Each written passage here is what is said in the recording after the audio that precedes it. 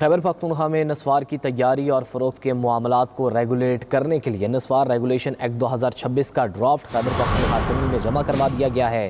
مسودے کے مطابق خیبر پختونخوا میں بغیر لائسنس نسوار بنانا فروخت کرنا جرم قرار، 30,000 تک جرمانہ ہوگا۔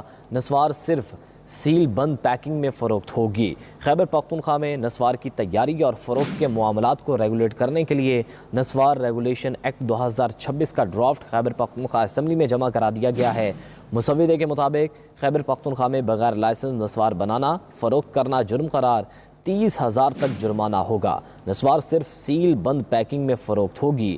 خیبر پختونخوا میں نسوار کی تیاری اور فروخت کے معاملات کو ریگولیٹ کرنے کے لیے نسوار ریگولیشن ایکٹ 2026 کا ڈرافٹ خیبر پختونخوا اسمبلی میں جمع کرا دیا گیا ہے۔ مسودے کے مطابق خیبر پختونخوا میں بغیر لائسنس نسوار بنانا فروخت کرنا جرم قرار ہوگا۔ مزید جانیں گے واجد شہزاد سے۔ واجد بتائیے گا اس متعلق۔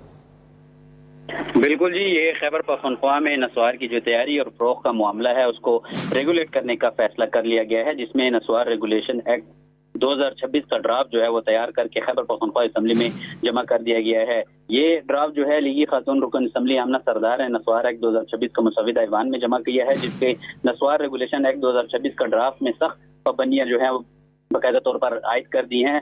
اس میں یہ بھی کہا گیا ہے کہ خیبر پختونخوا میں بغیر لائسنس نسوار بنانا فروخت کرنا جرم قرار دیا گیا ہے، جس کا جو جرمانہ ہوگا وہ 30,000 تک ہوگا۔ اس مسودے میں یہ بھی لکھا گیا ہے کہ صوبے میں نسوار کھلی نہیں بکے گی، جبکہ صرف سیل بند جو پیکنگ ہے اس میں فروخت کی جائے گی۔ مزید مسودے میں بھی باقاعدہ طور پر انکشاف ہوا ہے، جس میں اسکول، مدرسے، اسپتال سے 100 میٹر تک نسوار کی فروخت پر پابندی ہوگی، جبکہ مزید یہ کہا گیا ہے کہ 18 سال سے کم عمر کے جو نسوار بیچنے پر 50,000 روپے جرمانہ اور 1 سال قید ہوگی۔ اس کے علاوہ on line social media delivery کے ذریعے بھی نسوار کی فروخت پر مکمل پابندی ہوگی۔